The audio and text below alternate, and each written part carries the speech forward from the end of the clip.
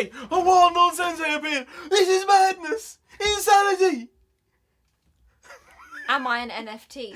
No. Disappointing. You're not worth that much. I'm not worth that much, guys. It's true. No, you're valueless.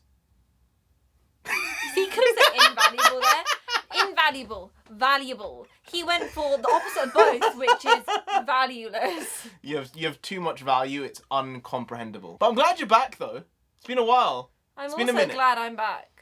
Are you sure? No, yeah, everybody's got a gimmick these days. That was a good line. It was. It's a Sorry, good let me line. just pretend like I'm running. What's that? Everybody's got a gimmick these days. Hey, Narendra the Comic again! India! No nonsense. We said it there. Nonsense. Back at it again. Back in the New York groove, baby. It's been a while. It's been a minute. It's been an hour probably at this point. Not even a minute. Actually, it's been over an hour. You made 2 30-minute videos. It's been well over an hour. It really, really has. But today we got a review of Falcon and the Winter Soldier episode 1. We late. As per usual. As always, yes, indeed. But actually, a very, very good first episode. I would say a better first episode than WandaVision. We hit the story running. Straight away. No fluff. Into it. We're getting bits of what the story's going to be, the B-plots, some auxiliary characters that are new, actually have character, which is amazing. Torres? Yeah, I think it was Torres, the military guy. I like his character already. Yeah. It's very small dialogue, very little, but the guy has something about him that I like. They played him as like the young guy who was like, Loki, I'm a fan. But it was very endearing. Yeah. He was like, I'm on the mission for you, sir. He's like, it's fine. Never mind. Never mind, it's cool. But actually, the thing is, we realised while watching the episode that while the Winter Soldier actually has a lot of backstory and there's a lot of lore that's been bled into him through the entire MCU, because obviously he was in the first Avenger, and Winter Soldier and Civil War are integral to the MCU. Falcon, though, we didn't really have much backstory for him. No. Really. Not at all, in fact. When we were starting the episode, as we were getting through and seeing bits of his life, his past life, we looked at each other and were like, actually, we know he's quippy, we know he's funny, we know he's on the right side of justice. We don't know anything else about him, really, do we? Nothing. He's almost an anomaly, which is why I'm glad we're giving him the time in this series. He's going to be integral towards the MCU. Yeah. And if he does take up the shield, which I think he will. He probably will. So we need to see his character in full, and this is a good chance to do that over extended episodes, right? Yeah, to flesh him out properly, because I think that Winter Soldier has that because he's had such a nuanced storyline. He's been, the hero, the villain, the hero again, and someone who's trying to work through his own issues with PTSD and with his, guilt, yeah, maybe even more so than even the PTSD, but I think that's something which might bring the two of them together, which is they are both people who have served their country, and they're both people who understand what the right thing to do is. The thing with Winter Soldier is he's obviously done wrong things in the past, and he's trying to sort them out in this show. Yeah, I think it's something that we were always thinking that, okay, we know what's going to be happening with the Winter Soldier. There's going to be some PTSD aspect, him realising where he wants to be in life. But, some of these scenes were they really hit you in the heart. Like, with Yuri, the old man, we were like, is he hanging with the old man because he's a war vet? And because he's old and Bucky's also old. Yeah. Is that why? Is it because, I can vibe with you because we're on the same wavelength? And then, no, it's in fact, he killed his son. Try and do the reconciliation thing like his therapist said. And it's a tough one, that one. I'll tell you. How would you go about it? I don't know. I don't know how they're going to go about it in the show. We were talking about it and we're like, there's really no way to approach that subject, is there? What's this situation? Is Yuri going to get killed? Oh, or is he gonna tell him about it before Yuri gets killed? Or is he going to save Yuri and then tell him? Because he has to tell him. He's going to tell him already. He has to. You know what happens if he tells Yuri and gives him a heart attack? Oh my god. He's an elderly gentleman. He still is lighting incense for his son. Kid, yeah. He's still mourning him and remembering him. That could, he could kill him off. He could pop him off. Yeah. No, heartbreak is a big thing. It's a real thing. You think it's fake. Well, no, it's legit a real thing where you have a broken heart. Like one of your valves just break and die off. Yeah. Because you're like, I don't know what to do anymore. All of this strain that's on him, you see him trying to get through life, and his therapist was like, you're alone. He's like, no, I'm not. And she's like, give me your phone. It's a flip phone. It's a flip phone. And you haven't been responding to Sam. Yeah. Sam's been messaging you. The only person who actually knows you to some degree and you're just like blanking him. She's like, maybe look into that a little bit. Maybe. And I think that's probably why they're going to get together to some degree. And they're going to become a team up. It's going to be bad times. It's going to be good times. Plus the Don Cheadle cameo.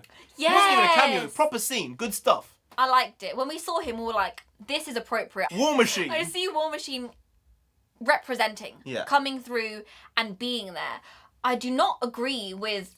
Well, I agree, but I don't... How do I phrase this?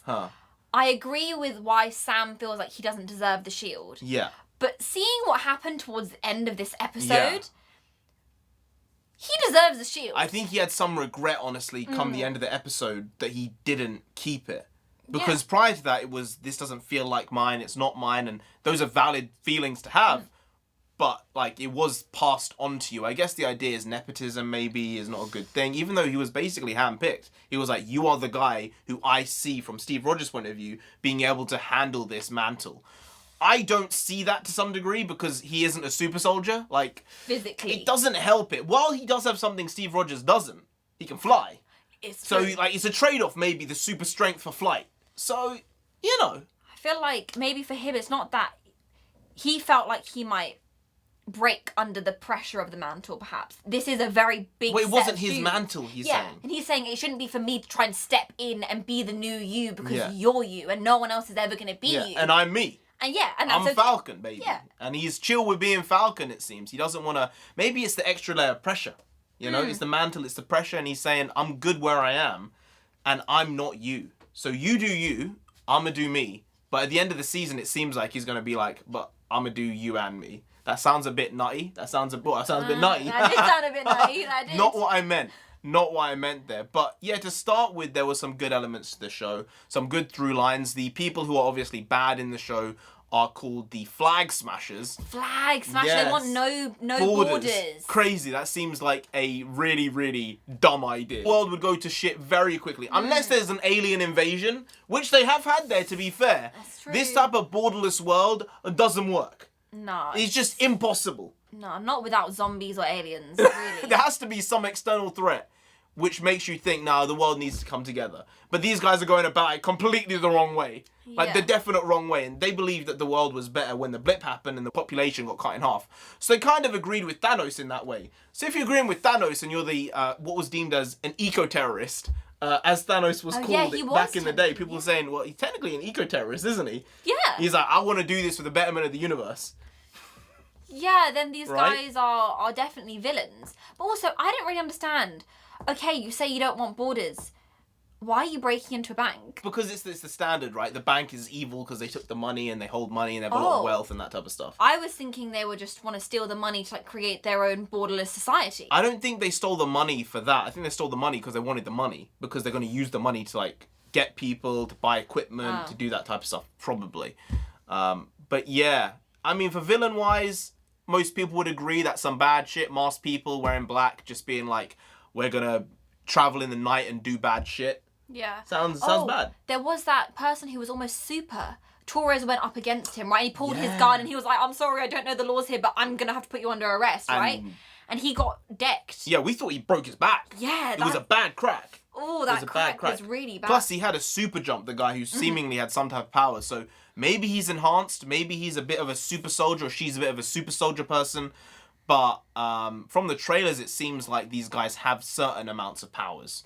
Then how would they have achieved these powers? Is it through a drug that wears off? Is it like an injection sort of thing, the way that Steve had and Bucky also had? Yeah, it might be a temporary thing. That might be a good bet. I think that would really level out the show a little bit. Because it's like there's this character called Hourman in DC Comics. And his power is that he doesn't have a power. He's very smart. He's a scientist. And he injects himself with the serum. And he gets superpowers for 1 hour. 60 minutes. And it's like super strength, super jumping. He has a lot of different powers like that. And that's his power. So there's limitations to it. Limited powers are always good. It's necessary, really, because if you make your villain too powerful, you know, your hero is not going to be able to go against them. Obviously, there needs to be a certain equal level so it feels like there's going to be a good fight and they're worthy of each other.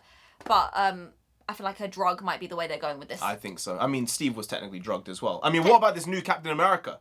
Is he going to be drugged? Is he going to be powered? What's going on? We don't know. We're going to find out in the next episode because that is coming up tomorrow. Are we going to do a review tomorrow? Yes? I will neither confirm nor deny. I will confirm to deny her what she just said. Anyway, guys, if you don't want to do it, don't do it. We'll do it the next day then. Anyway, guys, if you did enjoy this video, please like, share, comment, and subscribe to the channel down there. If you didn't, then Falcon himself is gonna come after you. You don't want that, do they want that? No. You really don't, so just subscribe anyway to avoid that. I've been NarendraTheComic. I've been India. She's been Nonsensei. You've been Graham. We'll see you next time. That's tomorrow. If you don't know, make a video every single day. You've been doing it every day for over 1,000 days now. We ain't stopping till we get to 10,000 subscribers. So do subscribe. Pop back again tomorrow for some more quality shitty content, because we're hashtag Never Not Here. Never Not Here, baby. Just how it goes. Also bring the bakwas. Bakwas means nonsense in Punjabi, and we also bring that. We bring a lot, we bring a little. We do a lot, we do a little, but we do indeed bring the quality shitty content on a daily basis. So see you tomorrow, because there'll be more of the same but slightly different. But essentially, they're very same. Once more. See you then. Skadoosh.